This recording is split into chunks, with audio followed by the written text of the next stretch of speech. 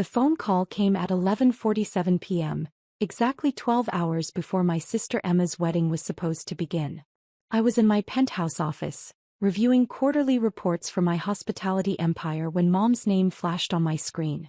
"Sarah, we need to talk," she said without any greeting, her voice carrying that familiar tone of disappointment I'd grown accustomed to over the years. "What's wrong, Mom?" I asked, setting down my pen and giving her my full attention despite the late hour.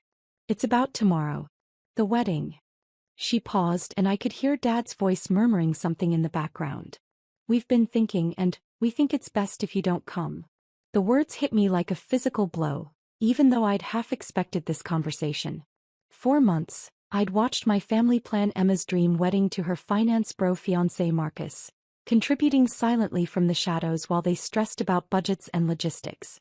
They had no idea that the lucky break they'd gotten on the Grandview Manor venue had come from me, or that the coincidental last-minute availability had been orchestrated through my shell company. "Don't come to my own sister's wedding?" I asked quietly. "Sarah, please don't make this harder than it has to be." Mom's voice softened slightly, but her resolve remained firm. "You know how important this day is for Emma. All the photos, the memories, we just want everything to be perfect. And I would ruin that somehow?" "It's not that you'd ruin it intentionally," she said carefully. "But you know how you've been lately. The way you dress, that old car you drive, living in that tiny apartment. Emma's friends, Marcus's family, they're all very successful people. The Hendersons have a reputation to maintain." I almost laughed at the irony. If only she knew that their successful future son-in-law had pitched his startup to my venture capital firm 6 months ago. His business plan had been so fundamentally flawed that I'd rejected it in under 10 minutes. "I'm your daughter too, Mom," I said, keeping my voice steady despite the anger building in my chest. "Of course you are, sweetheart. But sometimes loving someone means making difficult choices. Emma deserves her perfect day, and honestly, having you there in your current situation, it would just raise questions we don't want to answer." "By current situation?" "You know what I mean. The unemployment, the small apartment, that beaten-up Honda you refuse to replace. Emma's wedding is going to be featured in Metropolitan Weddings magazine. We can't have you in the family photos looking like..." She trailed off, but the implication was clear. I closed my eyes and took a deep breath. For 3 years, I'd maintained this facade of struggling to make ends meet while secretly building one of the most successful hospitality empires on the West Coast. My family saw what I wanted them to see.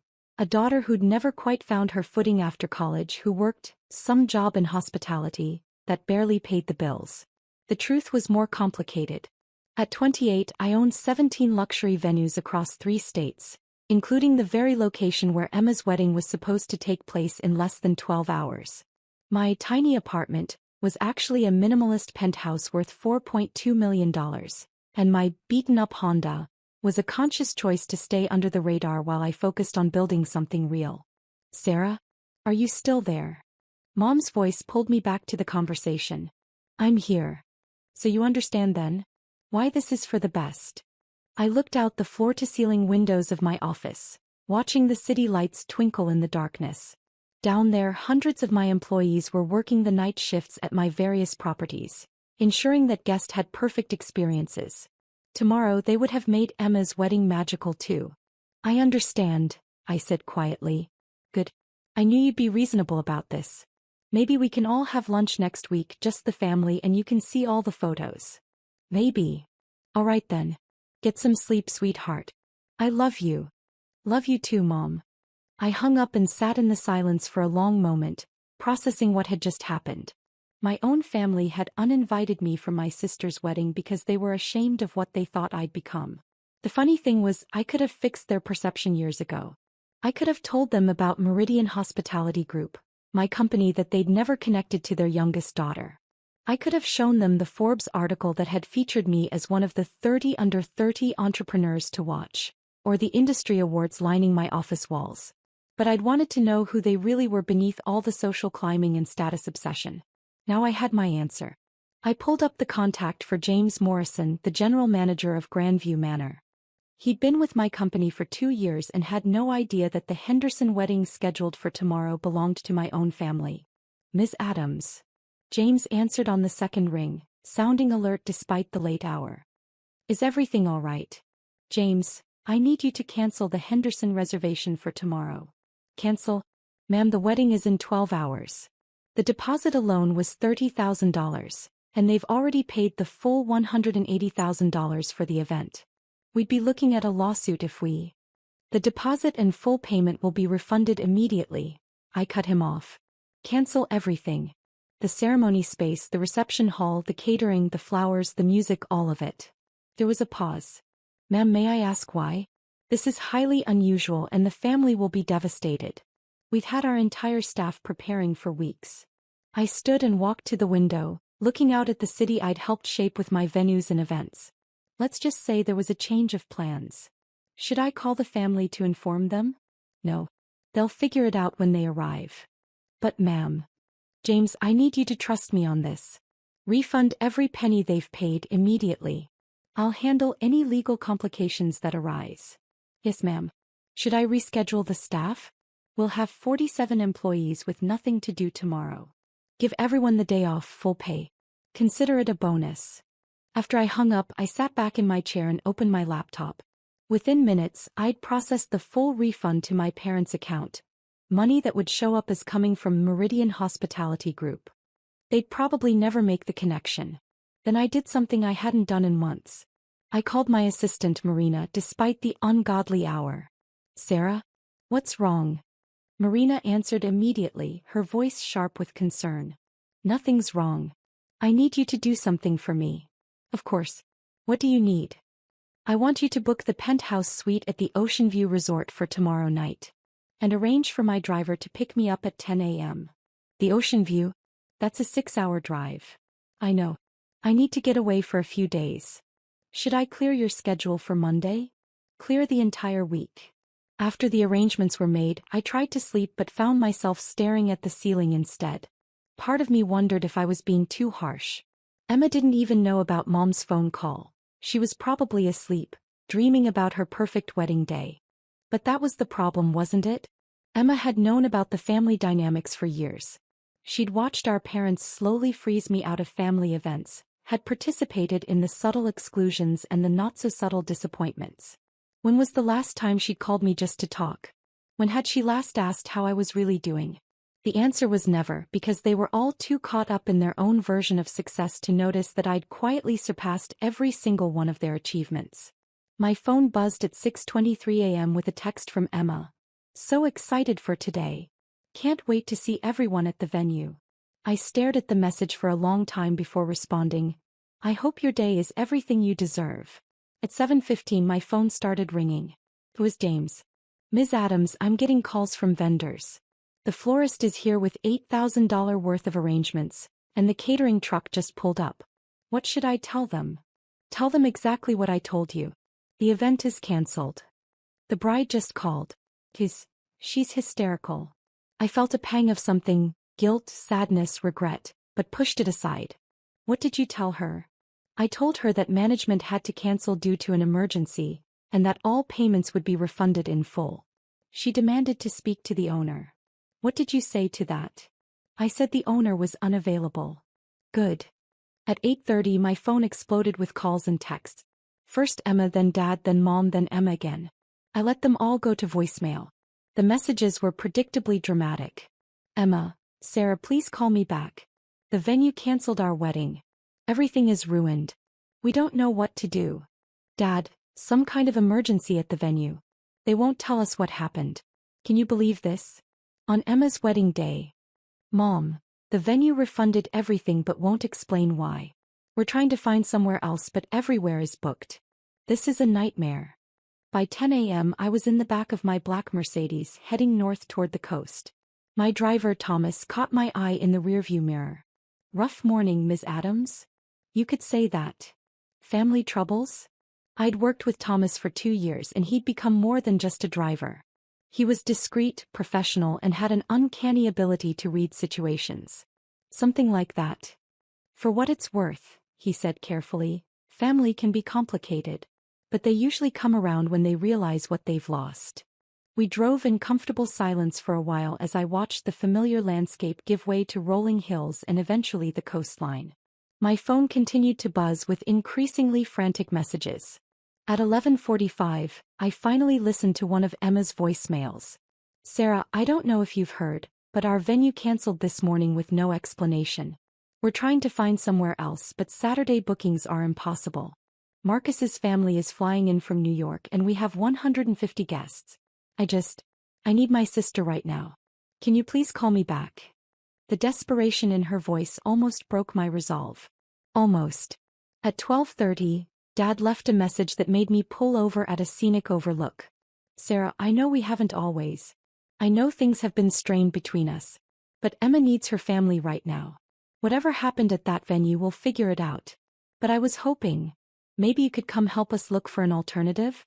You work in hospitality, right? Maybe you know someone who could help on short notice. I sat in the car looking out at the Pacific Ocean and laughed until I cried. They wanted my help in hospitality. They had no idea that I could have solved their problem with a single phone call, that I owned 6 other venues within 50 miles that could have accommodated their wedding. But they'd made their choice when they decided I wasn't good enough to be in their family photos. My phone rang again. This time it was a number I didn't recognize. Hello. Is this Sarah Henderson? The voice was male, stressed. Yes. This is Marcus. Well, I guess I should say Emma's fiancé. Look, I don't know what's going on between you and your family, but Emma is falling apart right now. She needs her sister. I was quiet for a moment. Did she ask you to call me? No. She doesn't know I got your number from her phone. But I've been watching her family dynamics for the past year and I can see there's some kind of rift. Today isn't the day for family drama. You're right, I said. Today isn't the day for family drama. So you'll come help us? Marcus, can I ask you something? Sure. Why did you really want to marry into the Henderson family? There was a pause. What kind of question is that? An honest one. I've watched you for the past year. You're marrying Emma, but you spend most of your time talking to Dad about business connections and networking opportunities.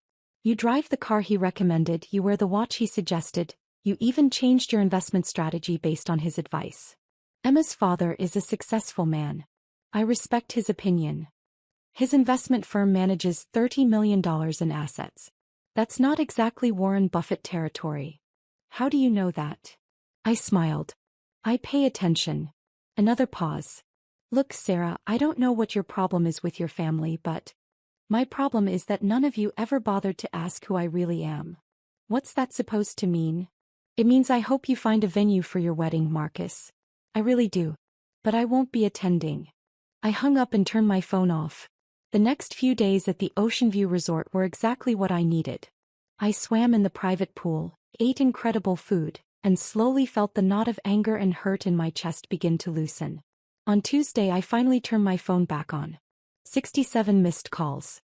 43 text messages. 12 voicemails. I scrolled through them slowly. Saturday afternoon. Frantic messages about the cancelled venue. Saturday evening. They'd found a local community center that could accommodate the reception. Sunday morning. Photos from the intimate wedding celebration at the community center. Emma looked beautiful but tired. The decorations were clearly last minute. Marcus looked stressed. Monday, a text from Mom. Sarah, we need to talk. Tuesday morning, a voicemail from Emma. Sarah, I know you're mad at us. I don't fully understand why, but I know something's wrong. Marcus told me he called you on Saturday. He said you asked him some weird questions about Dad's business. I want to understand what's happening with our family. I was surprised by the sincerity in Emma's voice. For the first time in years, she sounded like she genuinely wanted to connect rather than just going through the motions of sisterly obligation. I called her back. Sarah. She answered on the first ring. Hi, Emma. Oh my God, I'm so glad you called back. Where are you? Are you okay? I'm fine. I'm taking some time away to think. Think about what? I looked out at the ocean from my suite's balcony. About family. About what we mean to each other. Sarah, I'm sorry about whatever Mom said to you about the wedding. I found out yesterday that she called you Friday night. I never asked her to uninvite you.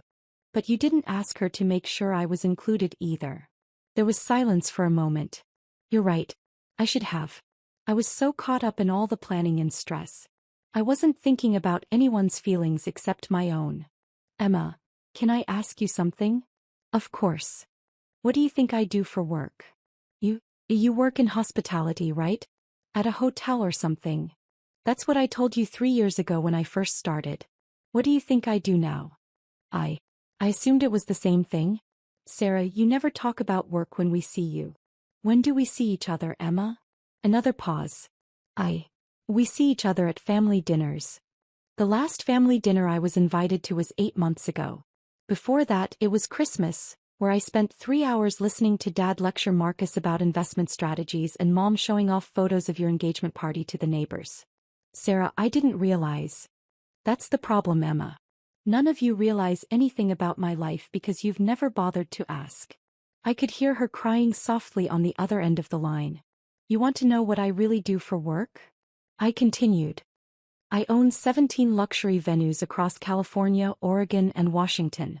My company, Meridian Hospitality Group, generated $47 million in revenue last year. The venue that canceled your wedding? That was mine. What? Grandview Manor. I own it. I own the place where you were supposed to get married.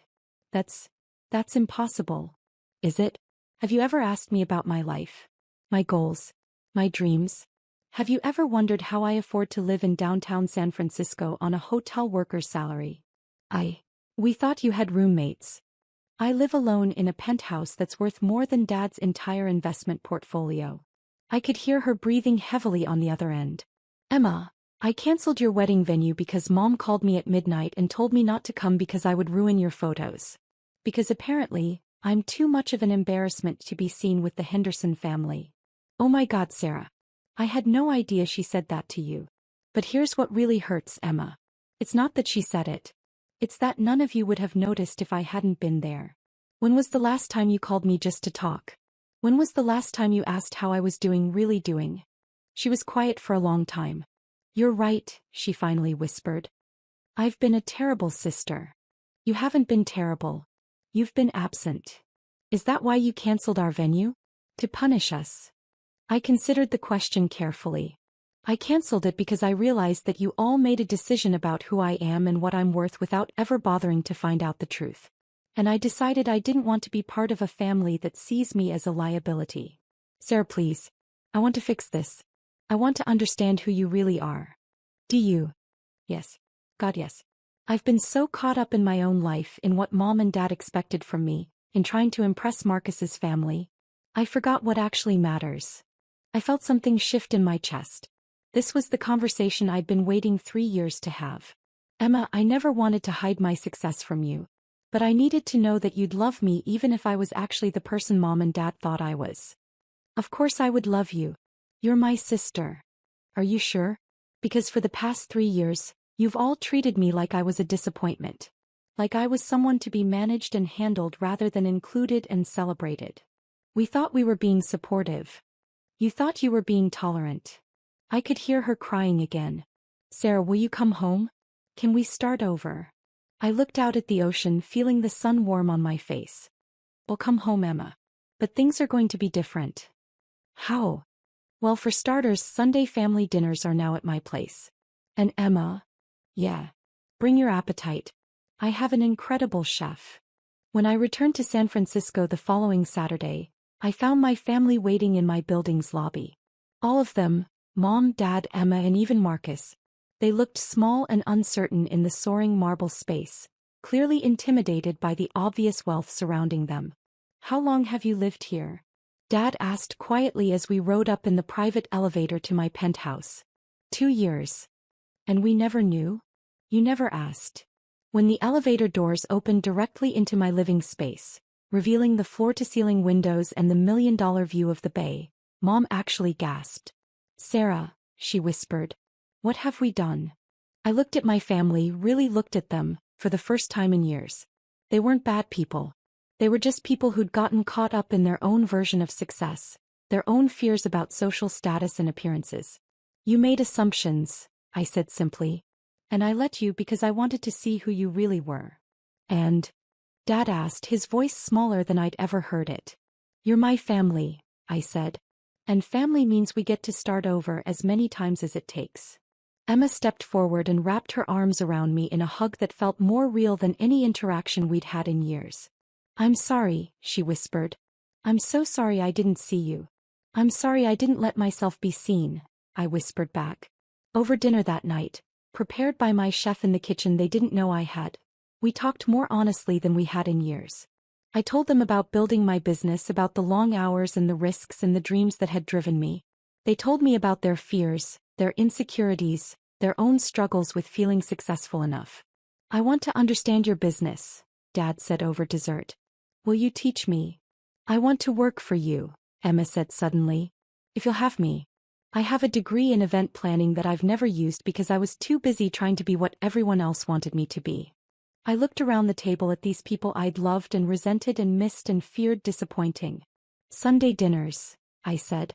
"Every week. Here. We rebuild this family one conversation at a time." "And Emma?" "Yeah. You start Monday." As I watched my family begin to see me, really see me, for the first time I realized that sometimes the greatest success isn't building an empire. Sometimes it's building a bridge back to the people who matter most, even when they've forgotten how to cross it themselves. The wedding venue cancellation had cost them one perfect day. But it had given us something more valuable: a chance to be a real family again.